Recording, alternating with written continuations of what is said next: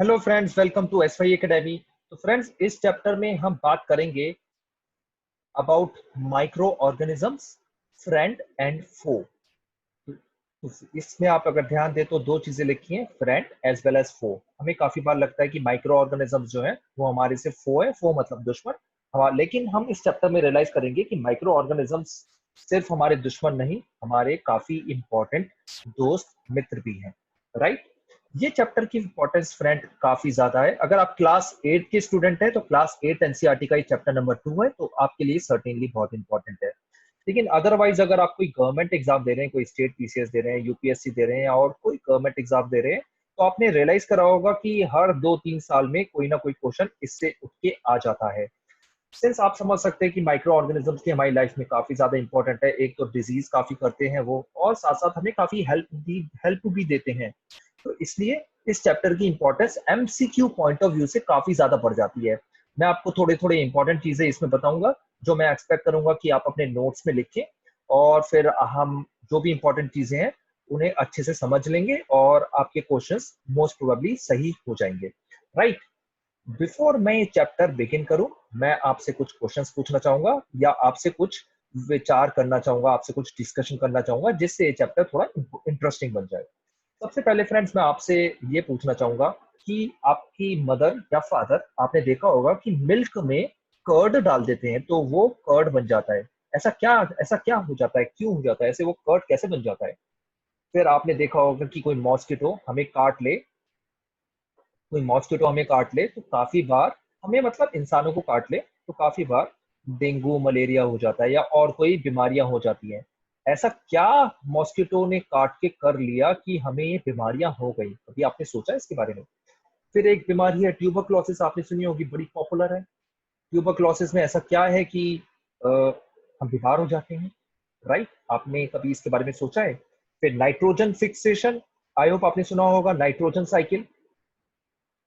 Nitrogen cycle में भी इन bacteria का काफी ज्यादा इंपॉर्टेंट है।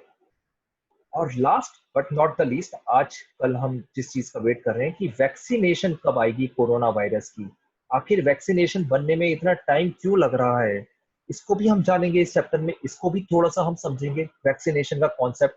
तो चलिए फ्रेंड्स, आफ्टर दिस इंट्रोडक्शन हम बिगिन कर सकते हैं ये वाला चैप्टर। तो चलिए डिस्कशन शुरू करते हैं। तो फ्रेंड्स, सबसे पहले तो हम देखेंगे कि ये माइक्रो ऑर्गेनिजम्स आखिर होते क्या है। देखिए फ्रेंड्स, हमें एनिमल और प्लांट्स जो है वो तो अपनी आंखों से दिख जाते हैं, ठीक है। एनिमल प्लांट्स तो हमें अपनी आंखों से दिख जाते हैं। लेकिन कुछ ऐसे ऑर्गेनिजम्स भी हैं, लिविंग ऑर्गेनिजम्स, जो हमें अपनी आंखों से नहीं दिखते, जो बहुत ही छोटे होते हैं, जो माइक्रो लेवल पर होते हैं। माइक्रो लेवल का मतलब क्या है? ये फिजिक्स में आपने शायद अगर कभी देखा हो, 10⁻⁻�6 मीटर, ठीक है। मतलब इतने छोटे होते हैं, one one by 1 millionth meter, इतने छोटे होते हैं, ठीक है। तो इतने छोटे लेवल पे जो ऑर्गेनिजम्स होते हैं, लिविंग ऑर्गेनिजम्स, इनको हम बोलते हैं माइक्रो ऑर्गेनिजम्स, और इसका सेकेंड नेम क्या है? माइक्रोब्स। आपने कभी कभी ऑब्जर्व करा होगा रेनी सीजन में स्पेशली, कि आपकी जो मॉइस्ट ब्रेड है वो स्पॉइल्ड हो गई है and its surface gets convert with greyish white patches. आखिर ऐसा क्यों होता है? अगर आप कभी मैग्नीफाइंग ग्लास से देखें या किसी माइक्रोस्कोप से देखें तो आपको रियलाइज होगा कि वहां पे कुछ ऑर्गेनिजम्स भी हैं, कुछ छोटे छोटे टाइनी पैचेस भी हैं। आखिर वो क्या है, हम ये सब चीजें इस चैप्टर में समझेंगे। तो ठीक है फ्रेंड्स, इसकी और चीजें हम बिगिन करते हैं। कोई भी डाउट हो आप कमेंट सेक्शन में मेंशन कर दें, मैं उसको रिप्लाई करके उसका आंसर दे दूंगा।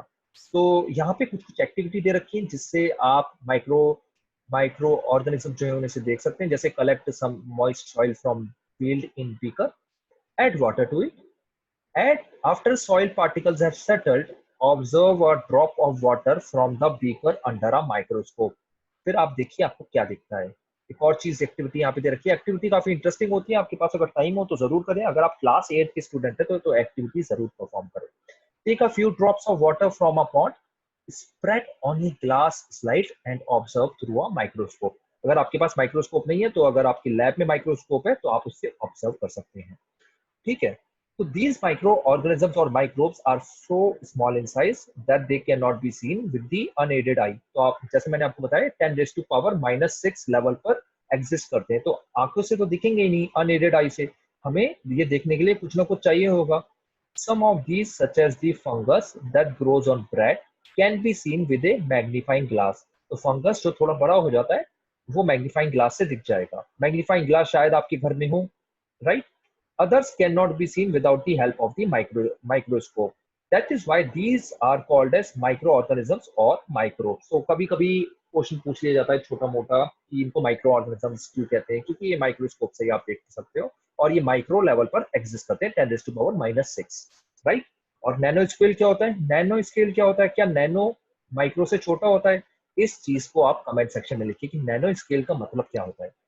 फिर माइक्रो ऑर्गेनिजम्स की जो कैटेगरी है फ्रेंड, उनको 4 मेन पार्ट्स में डिवाइड किया गया है। Bacteria, fungi, protozoa, algae. ठीक है, bacteria, fungi, protozoa, algae.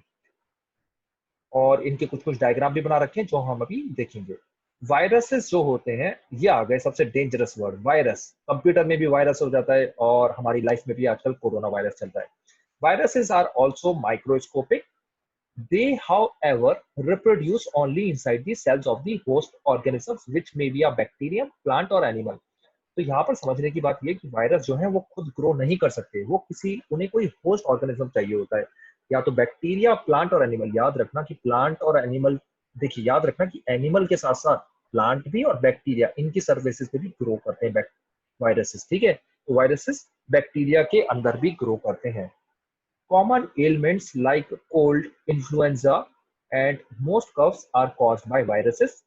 Serious diseases like polio and chicken pox are also caused by viruses. तो viruses काफी डेंजरस है। यहाँ पे आपको जो नोट करना इंपॉर्टेंट वो याद रखना है, पोलियो और चिकन पॉक्स दोनों वायरस से होती है। ठीक है, आई होप ये चीज आप याद रखोगे। कोल्ड भी हो जाता है, इन्फ्लुएंजा भी हो जाता है। बोलते नहीं है कि कोल्ड जो है 3-4 दिन रहेगा फिर खुद चला जाएगा। अभी आप देखें तो कोरोना वायरस में भी यही बोला जा रहा है कि आप थोड़ा दिन घर में रहें।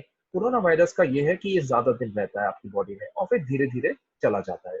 आपके बॉडी में इम्यूनिटी बढ़ जाती है, एंटीबॉडीज आ जाती हैं और इवेंचुअली ये खत्म हो जाता है। Diseases like dysentery and malaria are caused by protozoan. इसको नोट्स में लिख लो कि मलेरिया प्रोटोजोआ से होता है, डिसेंट्री प्रोटोजोआ से होता है। काफी बच्चे मिस्टेक कर देते हैं कि मलेरिया को बोल देते हैं कि बैक्टीरिया है। काफी बच्चे बोल देते हैं कि मलेरिया जो है वायरस से हो रहा है, मलेरिया प्रोटोजोआ से हो रहा है। ठीक है, वेयरएज टाइफॉइड और ट्यूबरक्लोसिस क्यों होते हैं? बैक्टीरिया से। टाइफॉइड और ट्यूबरक्लोसिस बैक्टीरियल डिजीजेज हैं। ठीक है, आई होप आपने ये चीजें, इंपॉर्टेंट चीजें हैं, आप ये चीजें याद रखोगे। ये यहाँ पे कुछ कुछ डायग्राम बना रखे हैं, जैसे बैक्टीरिया के स्पाइरल बैक्टीरिया, ये रॉड शेप्ड बैक्टीरिया है। ठीक है, और ये एल्गी के कुछ कुछ दे रखे हैं यहाँ पे, जैसे स्पाइरोजिरा है, यहाँ पे क्लामाइडोमोनास है, क्लामाइडोमोनास। इनके एग्जाम्स में आने के चांसेस ऑलमोस्ट निल है। ठीक है, लेकिन अगर आप क्लास 8 के स्टूडेंट हैं तो इंपॉर्टेंट है काफी ज्यादा।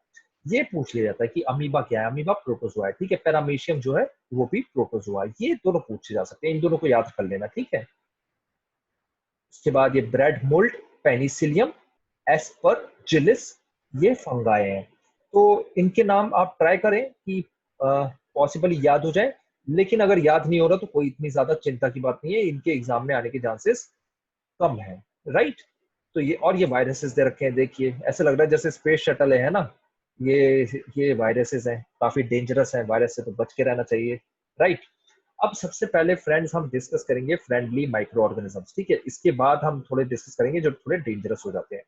तो माइक्रो ऑर्गेनिजम्स के मल्टीपल पर्पसेस होते हैं। They are used in the preparation of curd, bread and cake. याद रखना, micro organism has been used for the production of alcohol since ages. तो अल्कोहल बनाने में माइक्रो ऑर्गेनिज्म हमारे काम आ रहे हैं काफी ज्यादा टाइम से। इस प्रोसेस को क्या बोलते हैं? अल्कोहल को बनाने को।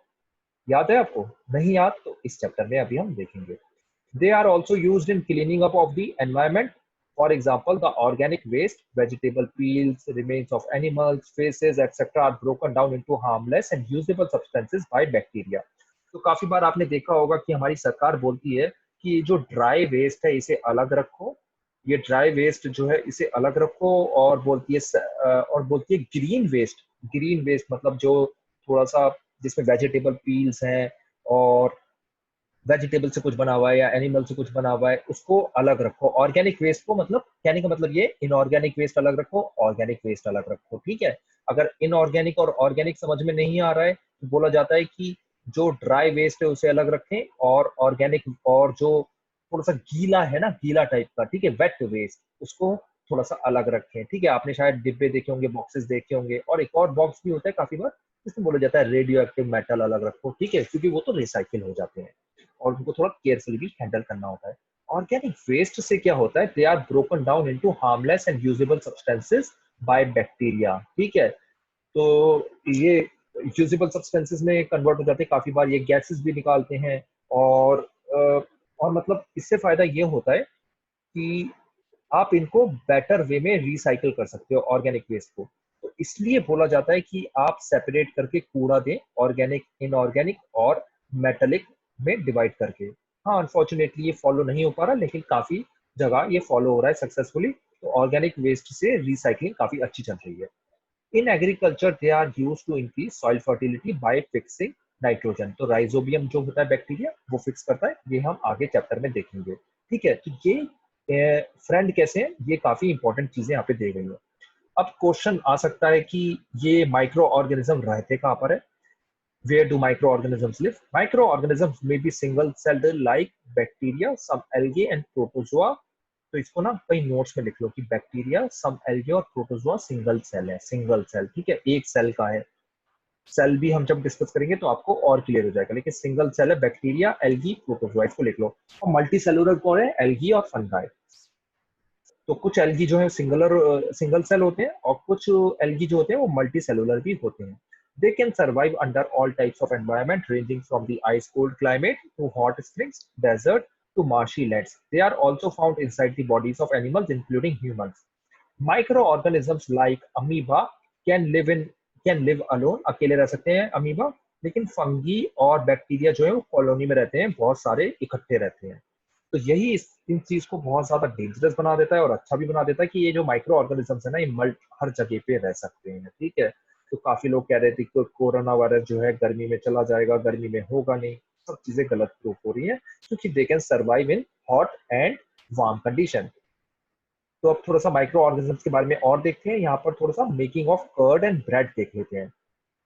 Curd contains several microorganisms. Of these, the bacterium Lactobacillus promotes the formation of curd. तो ये lactobacillus, ये एक बैक्टीरिया है, ये फॉर्मेशन ऑफ कर्ड में हेल्प करता है। It multiplies in milk and convert it into curd. Bacteria are also involved in the making of cheese, pickles and many other food items. और आपने रियलाइज करा होगा कि एक इम्पॉर्टेंट इंग्रेडिएंट रवा इडली और भटूरा में कर्ड होता है। अब क्यों होता है, इसके बारे में आप थोड़ा सोचिए। उनको फुलाने में वो कैसे हेल्प करता है, उनको सॉफ्ट करने में वो कैसे हेल्प करता है, वो कौन, ये कर्ड, ठीक है। कर्ड, कर्ड में आखिर ऐसा क्या होता है, ऊपर आंसर दे रखा है, ठीक है। तो इसके बारे में आप थोड़ा सोचेंगे। तो ये देखिए यहाँ पर एग्जांपल दे रखा है, I saw that my mother added a little curd to warm milk to set curd for the next day, I wonder why. I hope आपको इसका आंसर मिल गया है। जो भी मैंने क्वेश्चंस पूछे उनके आंसर ऑलमोस्ट सेम है। आई होप आप सोच पाएंगे इसका आंसर। और यहाँ पे कुछ दे रखा है कि यीस्ट कैसे हेल्पफुल होता है। यीस्ट जो होता है, it reproduces rapidly and produces carbon dioxide during respiration. Bubbles of the gas fill the duct and increase its volume.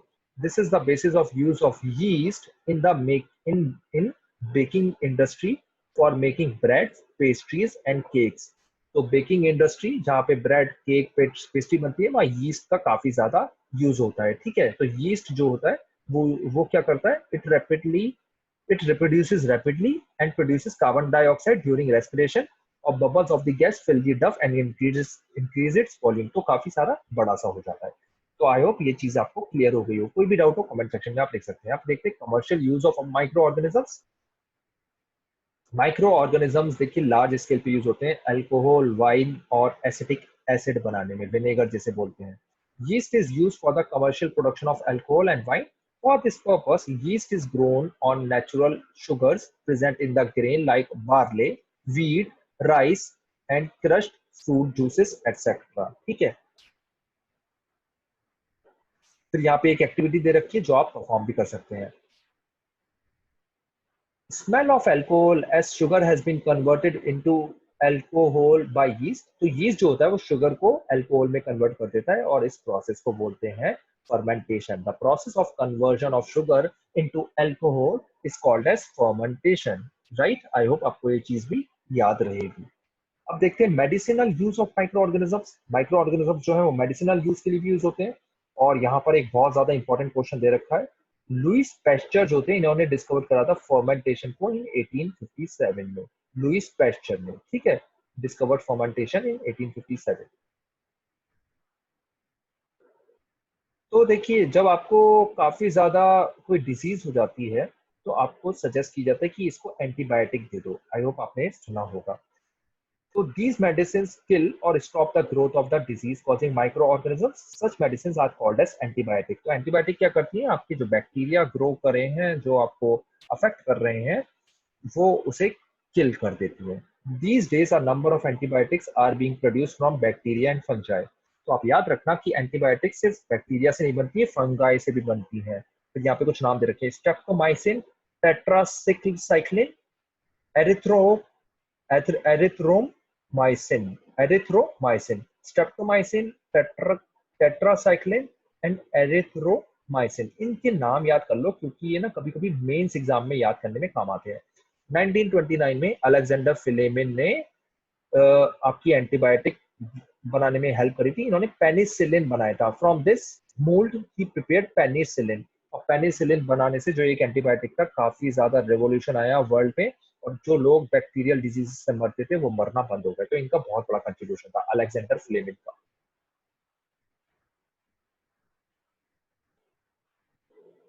Are some of the commonly known antibiotics which are made from fungi and bacteria. तो हमने ये जो तीन नाम पढ़े थे ये तीनों अच्छे एग्जांपल है: streptomycin, tetracycline, erythromycin. I hope आप इनकी स्पेलिंग के साथ करेक्ट याद करेंगे. एंटीबायोटिक्स जो हैं they are even mixed with the feed of livestock and poultry to check the microbial infection in animals. They are also used to control many plant diseases. तो antibiotics कहाँ कहाँ और भी यूज होती हैं, पोल्ट्री में भी यूज होती हैं. मतलब चिकन वगैरह को जब बड़ा करते हैं तो उनको खिला दिया जाता है. तो इससे क्या होता है, चिकन वगैरह को डिजीज नहीं होती है, वो जल्दी ग्रो करते हैं और बड़े हो जाते हैं. ठीक है.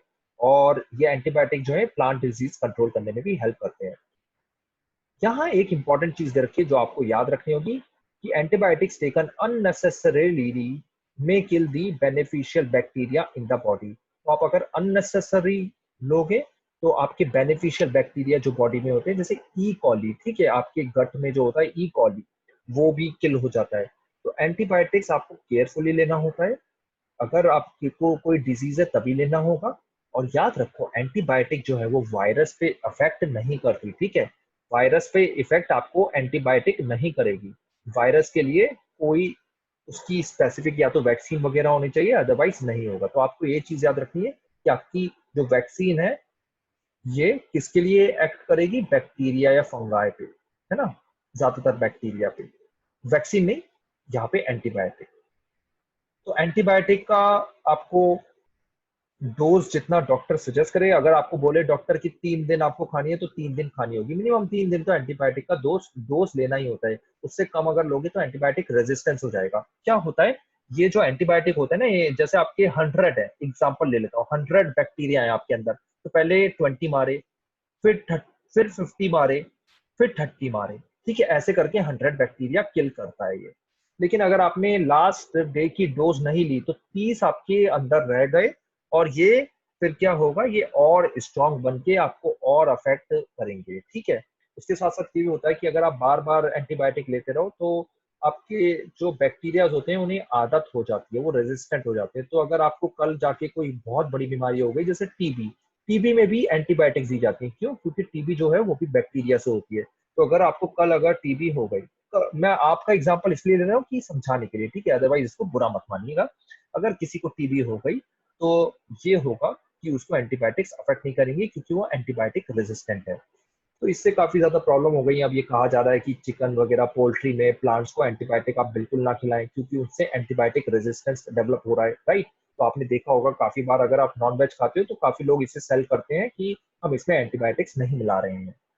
और यहाँ पे एक और चीज देखिए, antibiotics are however are not effective against cold and flu as these are caused by viruses. But unfortunately India में काफी डॉक्टर जो है वो एंटीबायोटिक्स आपको सजेस्ट करते थे। जैसे ही आप बोलते हो कि मेरे को बुखार है, खांसी है, वो आपको एंटीबायोटिक सजेस्ट कर देते हैं। वो चेक भी नहीं करते कि आपको वायरस डिजीज है या नहीं है। तो आपको इसके लिए थोड़ा केयरफुली रहना होगा। इसके लिए रेड लाइन कैंपेन चलाई है सरकार ने। रेड लाइन कैंपेन कभी कभी एग्जाम में पूछा जा सकता है। रेड लाइन कैंपेन का मतलब ये है कि आपकी जो मेडिसिन होगी ना एंटीबायोटिक, उसमें लाल रंग की निशान खिंचा हुआ होगा, लाल रंग का निशान है ऐसे। आप नोटिस करना, कोई मेडिसिन लो, एंटीबायोटिक जो अगर आप लोगे, लाल रंग का मतलब है कि प्रिस्क्रिप्शन जरूरी है। ठीक है। इंडिया में तो विदाउट प्रिस्क्रिप्शन भी काफी जो है मेडिसिन दे देते हैं, तो उससे थोड़ा इशू हो जाता है। तो आई होप आपको ये चीजें क्रिस्टल क्लियर हो गई होंगी मेरे समझाने से। अब आ जाते हैं एक कॉन्सेप्ट पे, जिसका कॉन्सेप्ट का नाम है वैक्सीन, जिसका हम वेट करें कोरोना वायरस की केस पर। Why are children, infants given vaccination? देखिए, when a disease carrying microbe enters our body, the body produces antibodies to fight the invader. तो जब आपको कोई डिजीज कैरिंग माइक्रो ऑर्गेनिज्म आपकी बॉडी में आ जाता है, तो आपकी बॉडी फाइट करती है इससे, एंटीबॉडीज रिलीज करके। तो एंटीबॉडीज रिलीज करने से क्या होता है, वो इन्वेडर से फाइट करती है। The body also remembers how to fight the microbe if it enters again. So if dead or weakened microbes are introduced in a healthy body, the body fights and kills them by producing suitable antibodies. The antibodies remain in the body and we are protected from the disease causing microbes. This is how a vaccine works. Several diseases including cholera, tuberculosis, in smallpox, hepatitis can be prevented by vaccination. तो यहाँ पर बात ये है समझाने की friends कि vaccination का मतलब ये है कि आपको कोई इंजेक्शन लगाया जाता है। उस इंजेक्शन के अंदर क्या होता है कि डेड और वीकेंड माइक्रोब्स को आपकी बॉडी में इंट्रोड्यूस कराया जाता है। ठीक है। उससे क्या होता है, आपकी बॉडी फिर एंटीबॉडीज प्रोड्यूस करती है, सुटेबल एंटीबॉडीज। ठीक है। तो एंटीबॉडीज उस आपकी बॉडी ने प्रोड्यूस करे।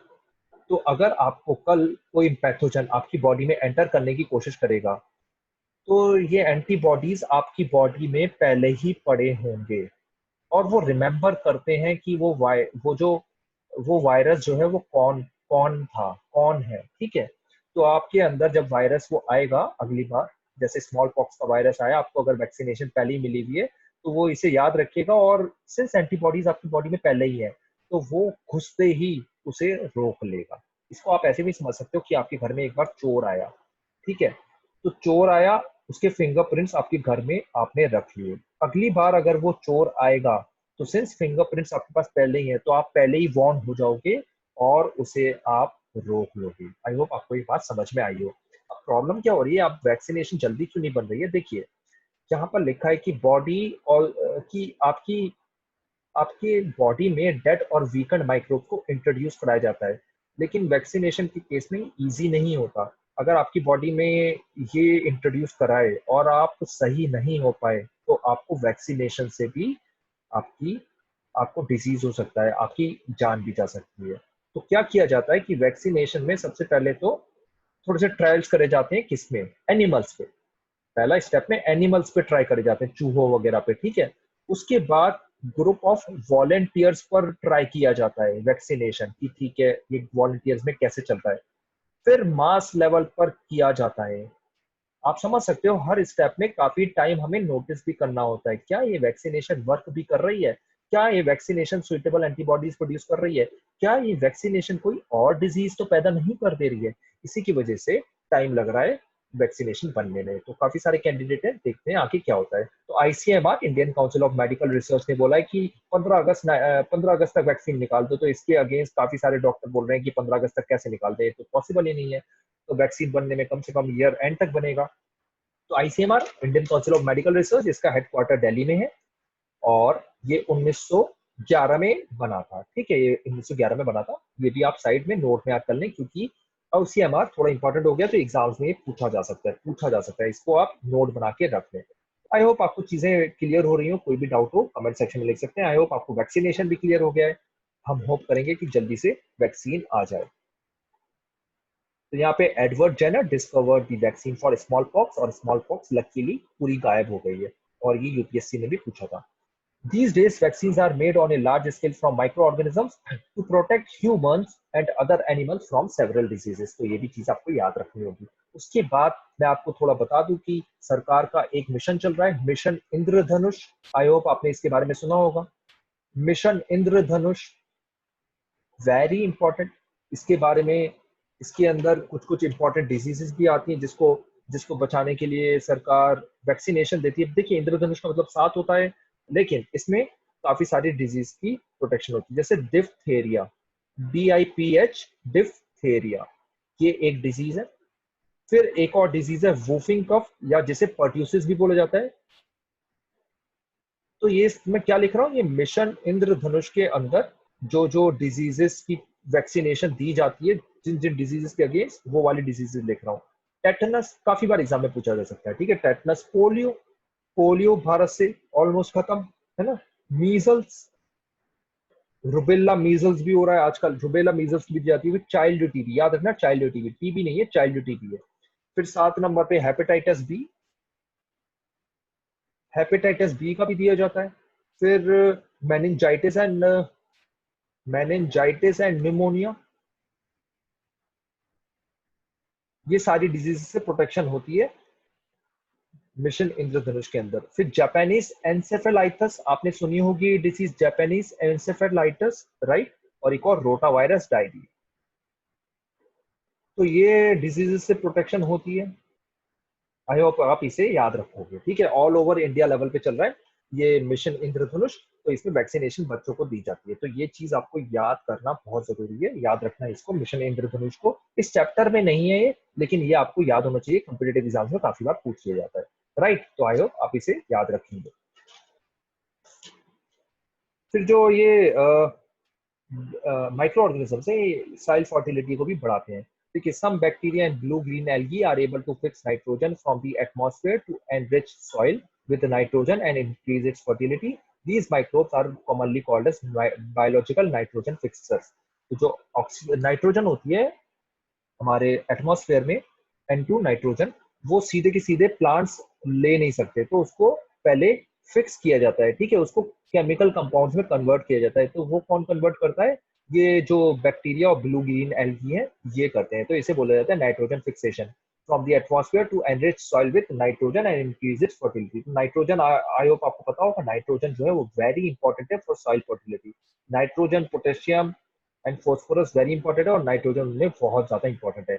और आपको पता होगा कि हमारी जो सॉइल है भारत में, उसमें नाइट्रोजन जो है वो इतना ज्यादा प्रेजेंट नहीं है, क्योंकि मोस्ट ऑफ दी सॉइल जो है एलुवियल सॉइल के अलावा नाइट्रोजन ज्यादा नहीं होता। तो ये nitrogen fixation, fixing blue green algae का एग्जांपल दे रखा है। क्लीनिंग दी एनवायरमेंट, हमारे तो आजकल बायोडिग्रेडेबल टॉयलेट्स भी यूज हो रहे हैं, ठीक है, कि जिसमें आप टॉयलेट करें, उसमें फिर बैक्टीरिया एक्ट करता है और वो सब कुछ क्लीन कर देता है। यहाँ पर एक एग्जांपल दे रखा है, take 2 pots and fill each pot half with soil, mark them A and B, put plant waste in pot A and things like polythene bags, empty glass bottles and broken plastic toys in pot B, put the pots aside, observe them after 3-4 weeks। आप observe करेंगे कि pot ए जो है, plant जिसमें waste डाला गया तो वो तो क्लीन हो गया है, लेकिन पॉट बी जो है वो क्लीन नहीं हो रहा है। तो ये जो है ये एनवायरमेंटल पॉल्यूशन करते हैं, polythene, plastic toys, empty glass bottles, इसे हमें थोड़ा बच के रहना चाहिए और थोड़ा इन्हें रिसाइकिल करना चाहिए। The plant waste has been converted into manure by the action of microbes, और ये मैन्योर को आप खाद की तरह यूज कर सकते हैं। The nutrients, the nutrients released in the process could be used by the plants again। तो ये जो खाद वगैरह में क्या होता है, न्यूट्रिएंट्स जो होते हैं, न्यूट्रिएंट्स क्या, न्यूट्रिएंट्स वो जैसे नाइट्रोजन, फोस्फोरस, पोटेशियम, और भी काफी सारे मैक्रो और माइक्रो न्यूट्रिएंट्स जो जो जरूरत होते हैं, वो प्लांट्स को मिल जाते हैं फ्रॉम दिस सॉइल। तो माइक्रो ऑर्गेनिजम्स क्या कन्वर्ट करते हैं, वो आपके प्लांट्स को जो है उसमें से जो इंपॉर्टेंट कंपोनेंट्स हो गए, इंपॉर्टेंट न्यूट्रिएंट्स हो गए, उसे निकाल देते हैं, और वो जो न्यूट्रिएंट्स हैं आप उसको वापस यूज कर सकते हो प्लांट्स में। आई होप मेरा कॉन्सेप्ट आपको क्लियर हो रहा होगा। अगर आपको ऐसे क्लियर नहीं हो रहा तो ऐसे आप समझ लीजिए कि ये जो प्लांट वेस्ट होता है, इससे मैन्योर बनती है, और ये मैन्योर जो होती है ये वापस डाल दी जाती है प्लांट्स में, और उससे प्लांट्स अच्छे से ग्रो करते हैं, ठीक है। तो ये सारी प्रोसेस रिसाइकिल चलती है, नेचर खुद ही चला रहा है, राइट। आई होप आप समझ सकते हैं। Thus, microorganisms can be used to degrade the harmful and smelly substance and thereby clean up the environment.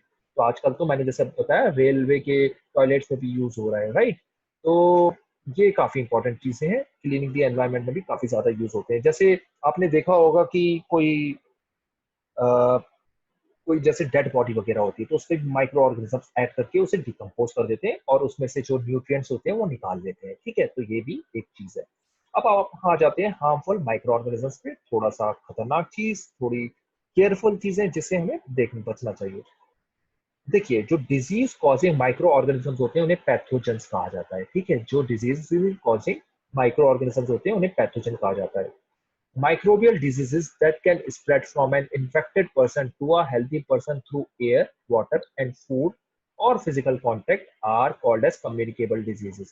और communicable diseases के एग्जाम्पल क्या है? Cholera, common cold, chickenpox, tuberculosis और आज तो कोरोना वायरस भी या कोविड-19 भी क्या है? ये कम्युनिकेबल डिजीज है। क्योंकि देखिए हमें कैसे हो सकता है कोरोना वायरस हमें किसी की हमने कोई गलत सरफेस टच कर ली तो उससे कोरोना वायरस हमें हो सकता है, ठीक है? एयर से भी हो रहा है अनफॉर्चुनेटली, आजकल तो डब्ल्यूटीओ ने ये भी बताया है। और इसे कोविड-19 क्यों बोलते हैं? किसी के दिमाग में मे बी ये भी आ रहा हो, ये सीओ मतलब कोरोना वायरस है, ठीक है? सीओ मतलब कोरोना वायरस और सीओ मतलब कोरोना, ठीक है? वीआई मतलब क्या है? वीआई मतलब वायरस, सीओ मतलब कोरोना, वीआई मतलब वायरस, डी मतलब डिजीज, राइट? डी मतलब डिजीज और 19 क्योंकि 2019 में पता चला इसलिए 19 में। कोरोना वायरस क्या होते हैं? ये सीरीज ऑफ वायरसेस होते हैं, ग्रुप ऑफ वायरसेस होते हैं जो डिजीजेस पैदा करते हैं हम और आप में, मतलब इंसानों में, बैट्स में। और कैसे जनरेट हुआ है इसका तो थोड़ा सा पता लगाना अभी मुश्किल है, लेकिन कह रहे हैं कि बैट्स के थ्रू आया है। अब बैट्स को या तो किसी ने खा लिया है या क्या हुआ है ये एग्जैक्टली क्लियर नहीं है, लेकिन यही लग रहा है कि बैट्स के थ्रू आया है। और इंडिया में जो एक इंस्टीट्यूट है जो वायरसेस पे काफी ज्यादा एनालिसिस करता है, उस इंस्टीट्यूट का नाम है नेशनल इंस्टीट्यूट ऑफ वायरोलॉजी। इसको भी आप याद रखें क्योंकि ये सिंस कोरोना वायरस का टाइम चल रहा है तो इन पे क्वेश्चन आने के चांसेस है। National institute of virology Pune के अंदर है और ये आईसीएमआर जो मैंने बताया था, Indian council of medical research, इसके अंदर ही आता है। पेरेंट ऑर्गेनाइजेशन आईसीएमआर है। ये 1952 में एस्टेब्लिश हुआ है। आईसीएमआर मैंने आपको बताया था दिल्ली में हेडक्वार्टर और 1911 में एस्टेब्लिश हुआ है। इसको आप अपने नोट्स में लिख लें क्योंकि मुझे लग रहा है ये आपके स्टेट पीसीएस वगैरह में आ सकता है। यूपीएससी में इसके आने के चांसेस ऑलमोस्ट जीरो है। यूपीएससी में नहीं आएगा लेकिन स्टेट पीसीएस वगैरह में ये आ सकता है, ठीक है? तो आप ये ध्यान रखेंगे। ठीक है फ्रेंड्स, हम अपने चैप्टर पे वापस आते हैं। तो ये कम्युनिकेबल डिजीजेज हो गए। अब आप बोलोगे नॉन कम्युनिकेबल डिजीज क्या होती है? नॉन कम्युनिकेबल डिजीजेज ऐसे होती है जैसे डायबिटीज है। जैसे मुझे डायबिटीज है तो एग्जांपल लूं तो एयर, वाटर और फूड के थ्रू ट्रेवल नहीं होगा, मतलब मैं खांसू छींकू तो मेरे आसपास वालों को डायबिटीज नहीं होगा। ऐसे ही हार्ट की कोई डिजीज है, ऐसे ही अगर ब्लड प्रेशर है, किडनी की कोई डिजीज है, तो all those are non communicable disease. जैसे कैंसर है। अब जैसे एड्स है, क्या लगता है आपको एड्स जो है वो कम्युनिकेबल है या नॉन कम्युनिकेबल डिजीज है? आप कमेंट सेक्शन में लिखें। एड्स कम्युनिकेबल है या नॉन कम्युनिकेबल डिजीज है? आप इसको कमेंट सेक्शन में लिखिए, राइट? और ये चीज हो गई। Then how do you prevent the spread of communicable diseases? जैसे हम कोरोना वायरस से बचने की कोशिश कर रहे हैं वैसे, तो कि हमें थोड़ा आइसोलेट करके रखना होगा, हमें थोड़ा क्लीन रखना होंगी सरफेसेस, ठीक है? तो ऐसे यही यही सॉल्यूशन है, ये प्रिवेंशन है, ठीक है? और अगर मतलब क्योर देखें, मतलब कैसे सही करें, तो इसके लिए तो कोई वैक्सीनेशन वगैरह होनी चाहिए, अदरवाइज कोई मेडिसिन हो, इफेक्टिव मेडिसिन बने। There are some insects and animals which act as carriers of diseases causing microbes. Housefly is one such carrier. तो housefly बोला जाता है ना, ये मक्खी को दूर रखो। क्यों? क्योंकि मक्खी जो है वो किसी गंदी जगह बैठी, फिर आपके फूड पे बैठी, तो गंदी जगह पे जो बैठी, गंदी जगह से वो माइक्रोब उठा के आपके फूड में लाई, फिर वो आपको फूड जब खाओगे तो आपको कोई बीमारी हो सकती है, ठीक है? तो ये जो फ्लाई होती है गंदी जगह से, डर्टी जगह से, कोई जैसे आप कोई मतलब टॉयलेट्स वगैरह से होती हुई आ रही है, ठीक है? कोई गंदगी पड़ी है वहां से कुछ आ रही है, तो वो वहां से आपके फूड पे बैठ सकती है। इसलिए एडवाइस किया जाता है कि हाउस फ्लाई से आप थोड़ा बच के रहें। Avoid consuming uncovered items of food. क्यों? क्योंकि अनकवर्ड अगर वो है तो वहां पर हो सकता है कि हाउस फ्लाई बैठ रही हो, और हाउस फ्लाई में जैसे मैंने आपको बताया किसी गंदी जगह से वो आपके फूड आइटम में बैठेगी तो आपको कोई डिजीज हो सकती है क्योंकि ये माइक्रोब यहाँ पर ला के रख देगी, ठीक है? Another example of a carrier is female Anopheles mosquito, which carries the parasite of malaria. Female Aedes mosquito act as carrier of dengue virus also. ठीक है, how can we control the spread of malaria और dengue? ये हम अभी देखते हैं। वैसे तो जो मैंने आपको अभी बताया, अभी मतलब जैसे क्लीन रखना आपको एनवायरमेंट, पानी फैलने मत दो, क्योंकि पानी में ही होते हैं मच्छर, राइट। तो फीमेल एनोफिलीज मॉस्किटो ये यहाँ पे दे रखा है। So 1 second, let me clear the board. Okay, yeah, we are good. So why does teacher keep telling us to not let water collect anywhere in the neighborhood? तो आपको बोला जाता है ना, पानी मत रखो, अपने कूलर को साफ करते रहो, अपनी इवन बाल्टियों को साफ करते रहो। इवन जो आप चिड़िया वगैरह को पानी दे रहे हो ना फ्रेंड्स, उसको भी क्लीन करना होता है, वहां पे भी आपके मॉस्किटो जनरेट हो सकते हैं। By keeping the surroundings clean and dry, we can prevent mosquitoes from breeding, right? और स्पेशली आपकी थोड़ा सा जो वार्म क्लाइमेट, ट्रॉपिकल क्लाइमेट जो होता है, जो हमारे देश का है, ट्रॉपिकल सब ट्रॉपिकल, यहाँ पर ना थोड़े होने के चांसेस ज्यादा है, मतलब ये वायरसेस और डिजीजेस वगैरह, ठीक है। क्योंकि देखिए कम्युनिकेबल डिजीजेस कैसे फैलती हैं, छींकने से, खांसने से। तो जब ये थोड़ा सा क्लाइमेट चेंज होता है यहाँ पे, तो खांसी, छींक वगैरह, कोल्ड वगैरह वैसे ही हो जाता है, तो और इससे डिजीजेस स्प्रेड होती है, राइट।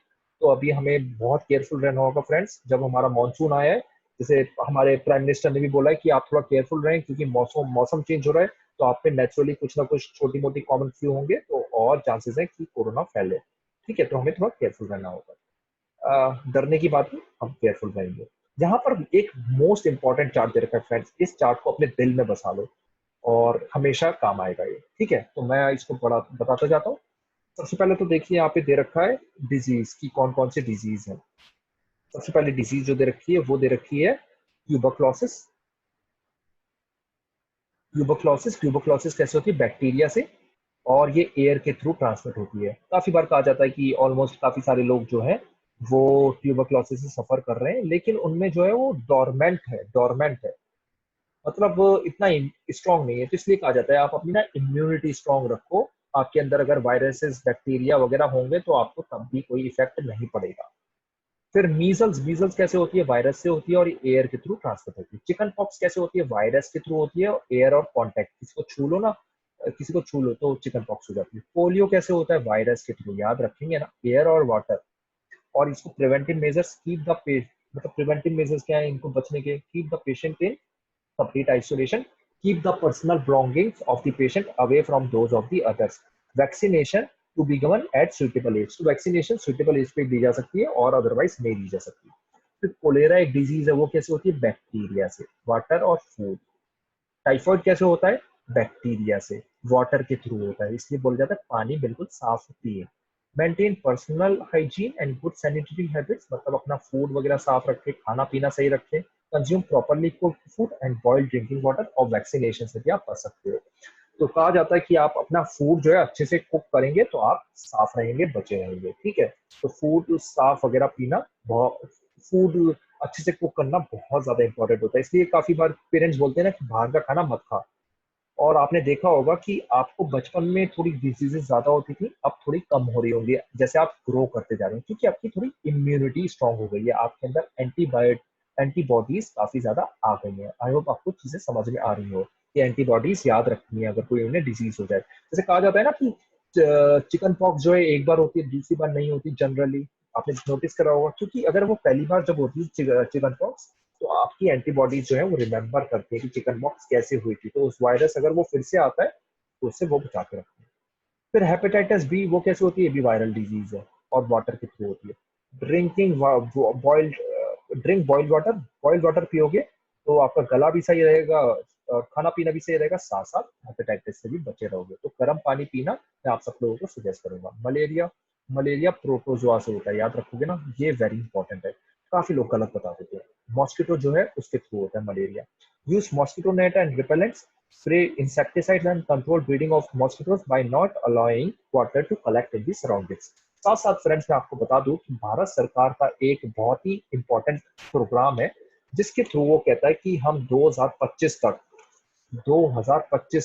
हम ट्यूबरक्लोसिस खत्म कर देंगे। तो काफी बार ये क्वेश्चन पूछा जा सकता है कि 2025 तक किसको खत्म करने का प्लान है। अभी तो बहुत ज्यादा डिजीजेस है भारत में ट्यूबरकुलोसिस की, ठीक है। 2025 तक सरकार कह रही है हम खत्म कर देंगे, तो देखते हैं कैसे चलता है, मिशन है। 2030 तक तो वैसे सस्टेनेबल डेवलपमेंट गोल्स में भी काफी कुछ है। अब हम थोड़ी इंपॉर्टेंट चीजें देखते हैं, जैसे disease causing micro organisms in animals. Several micro organisms not only cause disease in human and plants but also cause diseases in animals. जैसे एंथ्रेक्स जो होता है वो कैटल को भी हो जाता है, तो ह्यूमन कैटल दोनों को होता है। तो एंथ्रेक्स जो है वो बैक्टीरियल डिजीज है, याद रखना। Foot and mouth disease of cattle ये वायरस के थ्रू होती है, इसको भी आप नोट्स में लिखें। अब एक और चीज पढ़ते हैं कि ये डिजीजेस जो है ये प्लांट्स को भी होती हैं। प्लांट्स जैसे वीट को, राइस को, पोटैटो, शुगर केन, ऑरेंज, और इन सबको भी डिजीज हो जाती है। कौन कौन सी डिजीज है हम देखते हैं यहाँ पे। आपने देखा होगा आपके काफी सारे जो आम जैसे बाहर रखे रहो तो खराब हो जाता है काफी दिनों में, क्यों हो जाता है, कुछ माइक्रोब्स आते हैं। उसके साथ साथ कुछ कुछ डिजीजेज हैं जो कॉम्पिटिटिव एग्जाम्स में बहुत इंपॉर्टेंट है, जैसे सिट्रस कैंकर। ऐसे याद रखो, सी से पहले बी आता है तो बी सी ऐसे करके आप याद रखो, ठीक है।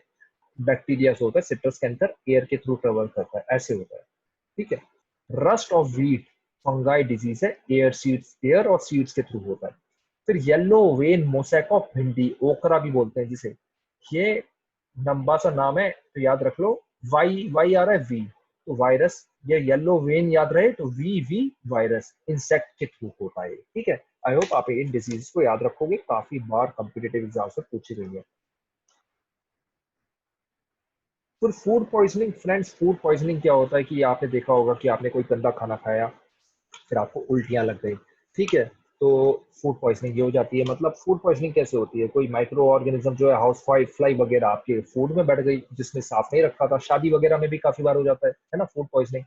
Food poisoning could be due to the consumption of food spoiled by some microorganisms.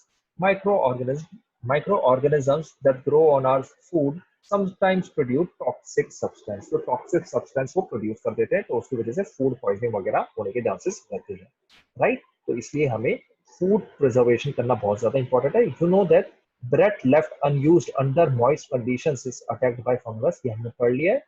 तो माइक्रो ऑर्गेनिज्म जो है वो हमारा फूड स्पॉइल कर देते हैं।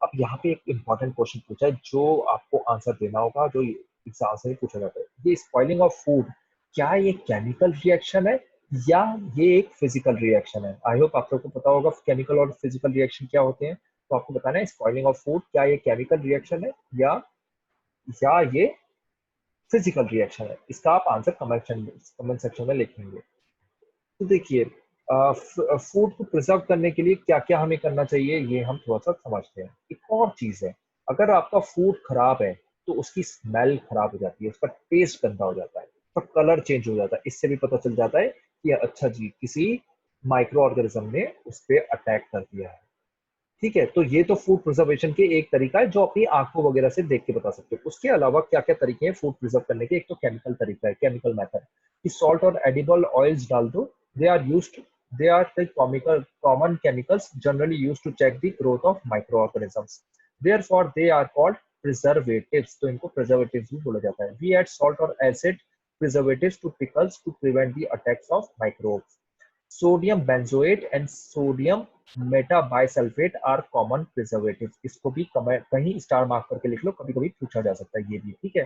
These are also used in the jams और squashes to check their spoilage. तो आपने नोटिस करा होगा कि आम तो खराब हो जाता है, लेकिन आम जो हमारे अचार में पड़ा है वो खराब नहीं हो रहा है। ऐसा क्या हो गया भाई, ऐसा इसलिए हो गया सॉल्ट वगैरह डाल दिया गया है, ठीक है। We add salt or acid preservatives to pickles to prevent the attack of microbes. I hope आपको चीजें क्लियर हो रही होंगी, आपको अपने लाइफ के अराउंड भी चीजें दिख रही होंगी। प्रिजर्वेशन बाय कॉमन सॉल्ट भी बड़ा यूजफुल है। ये गरारे वगैरह करने को बोलते हैं ना, गार्गल, हिंदी में गरारे बोलते हैं, क्यों? क्योंकि हमारे जो जर्म्स वगैरह हैं हमारे गले में, उनको क्लीन करने में काफी हेल्प करता है। Common salt has been used to preserve meat and fish for ages. Meat and fish are covered with dry salt to check the growth of bacteria. तो मीट वगैरह में काफी यूज होता है common salt. Salting is also use to preserve amla, raw mangoes और tamarind, है ना। Preservation bye sugar, sugar भी काफी यूज होती है। तो जैम वगैरह, यहाँ पर मैं रोक देता हूँ, jam, jellies, squashes are preserved by sugar. Sugar reduce the moisture content which inhibits the growth of bacteria which spoil food. तो शुगर की भी काफी ज्यादा इंपॉर्टेंट है, ठीक है। जैम, जेलीज, स्क्वैशेस में शुगर यूज होती है। ये इनहिबिट कर रिड्यूस कर देती है moisture content. Moisture content reduce अगर होगा तो बैक्टीरिया की ग्रोथ होना आसान नहीं है, ठीक है। Preservation by oil and vinegar, use of oil and vinegar prevent spoilage of pickles because bacteria can not live in such an environment, ठीक है। तो ऑयल और विनेगर भी यूज होते हैं to prevent the spoilage of pickles, ठीक है। Vegetables, fruits, fish, meat are often preserved by this method. तो vegetable, fruit, fish, आपको क्या याद करना है इसमें? आप मेरे से पूछोगे इतना सारा क्या पढ़ा रहे हो?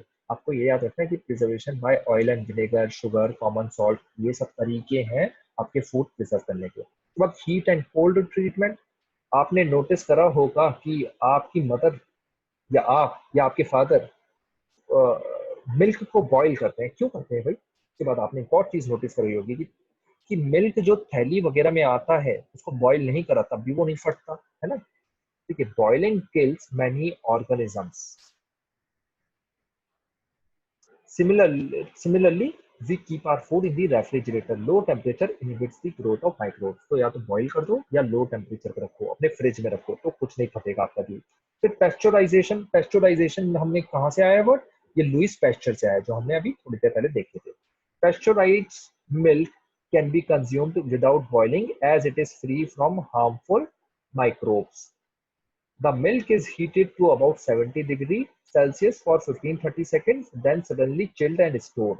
By doing so, it prevents the growth of microbes. This process was discovered by Leach Pasteur and इसको pasteurization कहा जाता है। I hope आपको pasteurization बिल्कुल क्लियर हो गया होगा कि हमारी जो थैली वगैरह में मिल्क आते हैं वो क्यों माइक्रोब से बचे रहते हैं, क्योंकि वो पेस्चराइज्ड होते हैं। Pasteurised milk can be consumed without boiling as it is free from harmful microbes. इसकी प्रोसेस क्या होती है कि मिल्क को पहले 70 डिग्री तक गर्म कर दो 15 से 30 सेकंड तक, और फिर सडनली चिल करके स्टोर कर लो, राइट। उसके बाद और क्या तरीके हैं फूड को प्रिजर्व करने के? और तरीके हैं। These days dry fruits and even vegetables are sold in sealed air tight packet to prevent the attack of microbes. देखिए, जैसे आप थैली खोलते हो, कोई पन्नी खोलते हो या पॉलिथीन खोलते हो, वैसे आप देखते हो कि थोड़े दिनों में आपका सामान खराब हो रहा है। क्यों खराब हो रहा है? क्योंकि आपने एयर आने दी, एयर में मॉइस्चर होता है और फिर खराब होना शुरू हो जाता है। अब नाइट्रोजन फिक्सेशन के बारे में थोड़ा सा देख लेते हैं। बैक्टीरियम राइजोबियम वेरी इंपॉर्टेंट, ठीक है। It is involve in the fixation of nitrogen in the leguminous plants, जैसे पल्सेस वगैरह होती है, ठीक है। लेग्यूमिनस प्लांट्स वो होते हैं। Recall that rhizobium lives in the root nodules of leguminous plant. तो याद रखना आप, राइजोबियम स्टेम लीव्स वगैरह में नहीं होता, ये रूट्स में होता है, ठीक है। Recall that rhizobium lives in the root nodule of leguminous plants such as beans and peas, with which it has a symbiotic relationship. Symbiotic relationship क्या होता है कि ये दोनों एक दूसरे की मदद करते हैं, ठीक है। मतलब राइजोबियम मदद करता है प्लांट्स की और प्लांट मदद करते हैं राइजोबियम की, राइट। तो इसको सिम्बायोटिक रिलेशनशिप कहा जाता है कि दोनों एक दूसरे की मदद कर रहे हैं, ठीक है। लेग्यूमिनस प्लांट जो है वो फिक्सेशन में हेल्प कर रहे हैं, और आप देखोगे कि जो आपका ये राइजोबियम है इसे प्रोटेक्शन, और आप देखोगे फूड वगैरह ये लेग्यूमिनस प्लांट्स दे रहे हैं, ठीक है। तो सिम्बायोटिक रिलेशनशिप है। Sometimes nitrogen gets fixed through the action of lightning. ये इंपॉर्टेंट चीज है, यहाँ पे एक एक वर्ड इंपॉर्टेंट हो जाता है फ्रेंड्स। आजकल बिजली बहुत गिर रही है, आपने देखा होगा ना, आजकल बिजली बहुत गिर रही है। तो आपसे अगर कोई क्वेश्चन पूछे कि ये लाइटनिंग का कोई एडवांटेज भी है क्या? लाइटनिंग जो है ये नेचुरल प्रोसेस है आपकी नाइट्रोजन फिक्सेशन करने की, ये नेचुरल प्रोसेस है विदाउट बैक्टीरिया, ठीक है। आई होप आप इसे नोट्स में लिख लोगे, वेरी इंपॉर्टेंट चीज समझ में आई होगी। तो एक दो चीजें बड़ी इंपॉर्टेंट क्या है कि rhizobium lives in the root nodules root nodules of the leguminous plant with which it is a symbiotic relationship. Symbiotic मतलब एक दूसरे का फायदा कर रहे हैं, एक दूसरे का फायदा कर रहे हैं। राइजोबियम जो है वो नाइट्रोजन फिक्सेशन में हेल्प कर रहा है, प्लांट जो है वो उसे फूड दे रहा है, प्रोटेक्शन दे रहा है, राइट। तो ये चीज इंपॉर्टेंट है, आई होप आप इसे याद रखेंगे। और चीजें देखते हैं सिम्बायोटिक रिलेशनशिप का, सिंस मैंने डिस्कस करा है तो मैं एक दो चीजें और बताना चाहूंगा सिम्बायोटिक रिलेशनशिप में। देखिए, सिम्बायोटिक रिलेशनशिप में मैंने आपको बताया कि दोनों एक दूसरे का फायदा करते हैं। तो लाइकन आपने शायद सुना होगा, ये 2016 यूपीएससी ने भी पूछा था। 2014 यूपीएससी प्रीलिम्स ने भी पूछा था कि लाइकन किसकी सिम्बायोटिक रिलेशनशिप से बनते हैं। तो एल्गी और फंगाई की सिम्बायोटिक रिलेशनशिप से बनते हैं लाइकन। जो एल्गी होता है इसके अंदर क्लोरोफिल होता है, क्लोरोफिल, जो ग्रीन कलर का कंटेंट होता है, और इसके अंदर क्लोरोफिल नहीं होता, नो क्लोरोफिल, राइट। इसको आप अच्छे से याद रखना। जिसके अंदर क्लोरोफिल होता है वो फोटोसिंथेसिस कर सकता है। फोटोसिंथेसिस करने का मतलब होता है वो अपना फूड खुद बना सकता है यूजिंग फोटोसिंथेसिस, और इनको ऑटोट्रोपिक भी बोलते हैं। आई होप आप सबने पढ़ा होगा। और जो अपना फूड खुद प्रोड्यूस नहीं कर सकता वो हेट्रोट्रोपिक होता है। सिंस इसके अंदर कोई हेट्रोट्रोपिक, सिंस फंगाई के अंदर कोई वो होता ही नहीं है क्लोरोफिल, तो वो फोटोसिंथेसिस नहीं कर सकता। क्लोरोफिल होना जरूरी है, मैंडेटरी कंडीशन है फोटोसिंथेसिस करने के लिए। तो लाइकन जो होता है, it is a symbiotic relationship between algae and fungi, ठीक है। एल्गी जो होता है वो फूड देता है, फंगाई को फूड देता है, और फंगाई जो है वो क्या देता है, फंगाई जो होता है वो वाटर को एब्सॉर्ब कर लेता है, मिनरल को एब्सॉर्ब कर लेता है और प्रोटेक्शन देता है, ये चीजें देता है, ठीक है। वाटर और मिनरल को एब्सॉर्ब कर लेता है,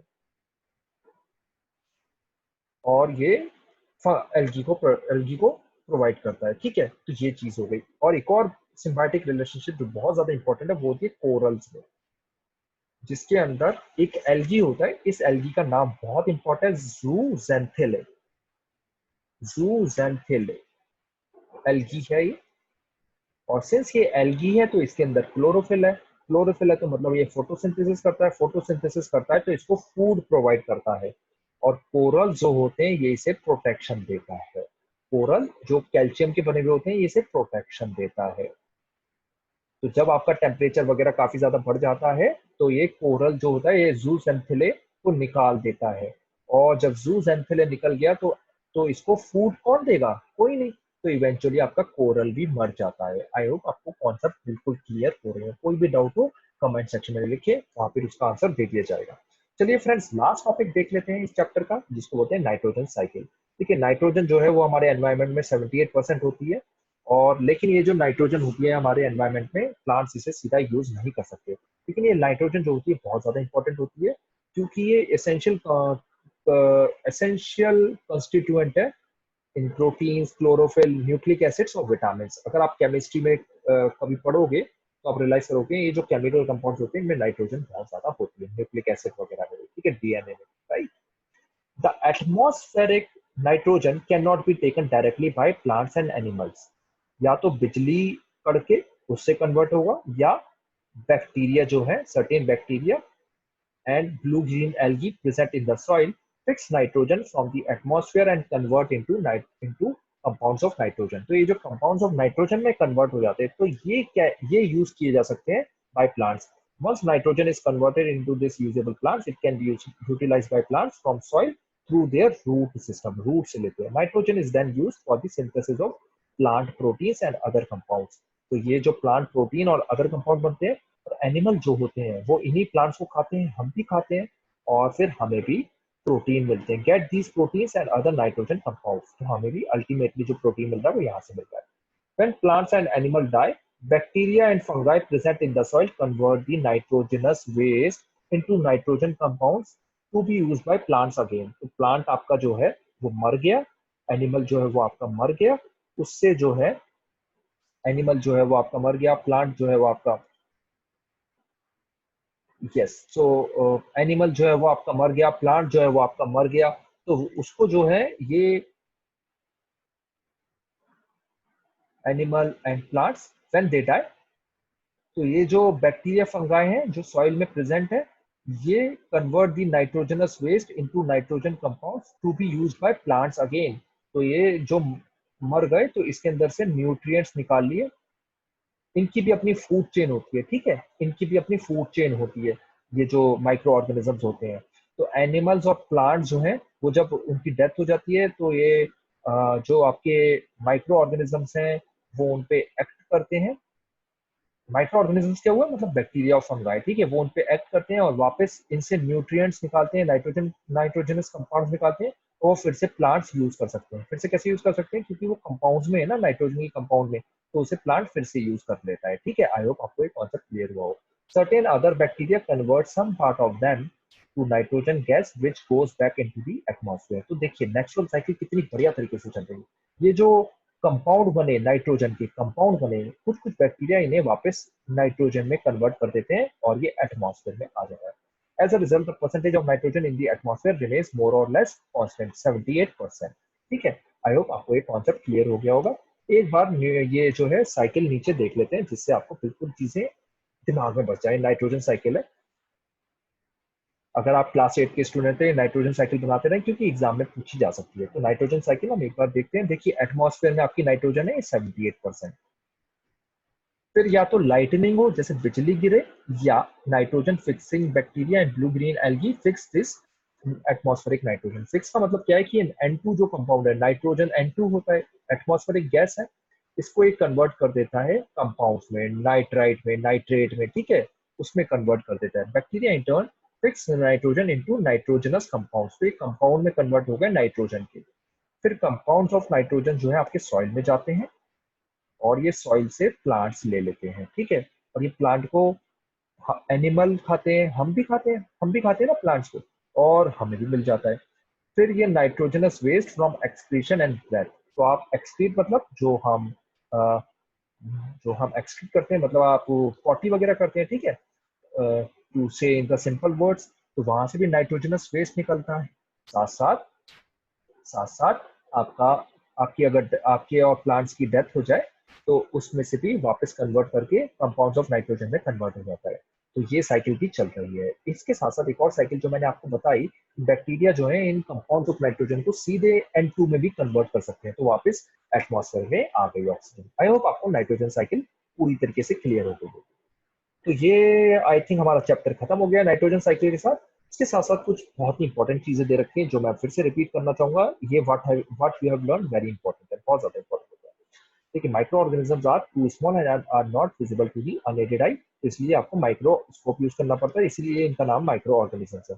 they can live in all kinds of environment ranging from the ice cold climate, मतलब साइबेरिया वगैरह में भी वो रह सकते हैं, to hot springs and deserts to marshy lands, मतलब सहारा डेजर्ट वगैरह में भी रह सकते हैं. Micro organisms are found in air, water and in the bodies of plants and animals. याद रखना प्लांट्स और एनिमल्स की भी बॉडी में भी रहते हैं. जो वायरस होता है वो बैक्टीरिया में भी रहता है. दे में भी यूनिसेलुलर, जैसे अमीबा मल्टी सेलुलर भी हो सकते हैं. ठीक है, micro organisms include bacteria, fungi, protozoa and some algae. Virus एक थोड़ी डिफरेंट चीज है, तो different from the above mention living organisms are considered microbes. Still इन्हें माइक्रोब्स कहा जाता है. जो वायरसेस होते हैं फ्रेंड्स, इनके अंदर डीएनए और आरएनए कुछ भी हो सकता है. वायरसेस देखिए लिविंग है नॉन लिविंग ये तो क्लियर नहीं है, लेकिन ये इनको कोई होस्ट चाहिए होता है जिसके अंदर ये ग्रो करते हैं. ठीक है, viruses are quite different from other microorganisms. They produce only inside the host organism, जो बैक्टीरिया, प्लांट और एनिमल सेल होता है. याद रखना बैक्टीरिया के अंदर भी ग्रो कर सकते हैं, इसको बिल्कुल याद रखना. Some microorganisms are useful for commercial production of medicines and alcohol. Fermentation process, I hope आपको याद हो. Antibiotics भी I hope आपको याद हो. Some microorganisms decompose the organic waste, dead plants and animals into simple substances and clean up the environment.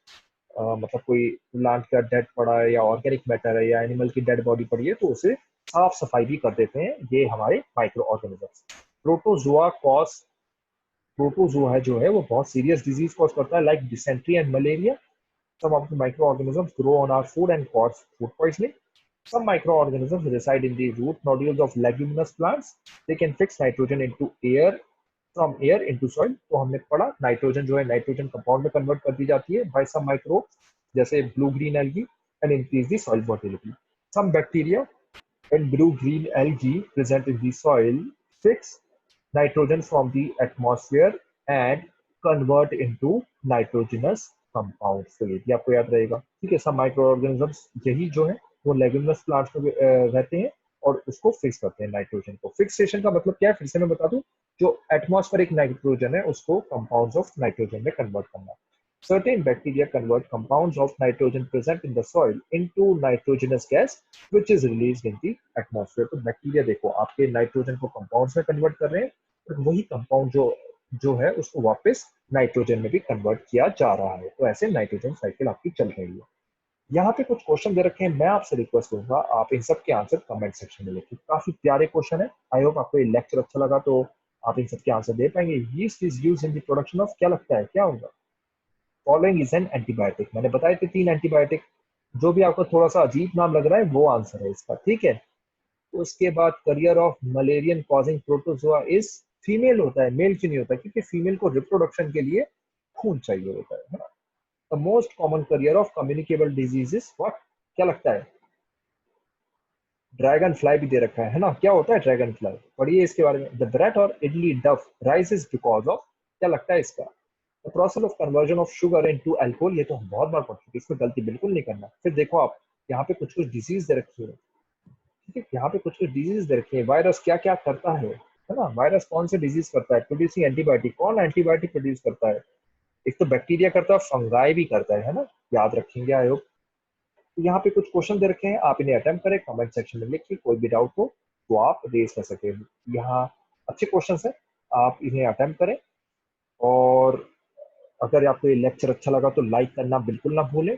और अगर आप चाहते हैं मैं आपको कुछ और भी चैप्टर्स पढ़ाऊँ तो वो आप कमेंट सेक्शन में मेंशन करें, मैं वो आपको चैप्टर्स पढ़ा दूंगा। ये चैप्टर बहुत ज़्यादा इंपॉर्टेंट है, अच्छे से इसे प्रिपेयर करें, अपने नोट्स में बनाएं, एमसीक्यूज भी फिर अटेम्प्ट करें। Okay friends, this is all from my side, thank you and have a good day, और अपनी हेल्थ का ख्याल रखें।